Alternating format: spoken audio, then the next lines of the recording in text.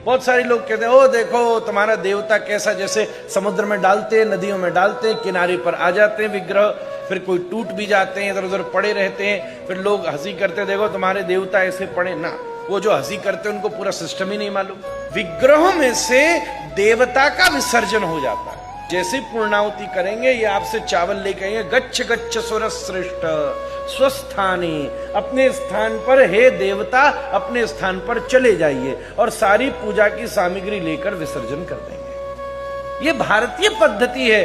किसी मूर्ति में ही देवता नहीं होता, मूर्ति के भीतर पूर्ण रूप से प्रतिष्ठा की जाती है। और पहले जमाने में तो जब प्राण प्रतिष्ठा होती थी ना, तो नाक के पास रखा हुआ धान भी उड़ जाए तब प्रतिष्ठा मानी जाती थी, जीवित हो जाता था विग्रह।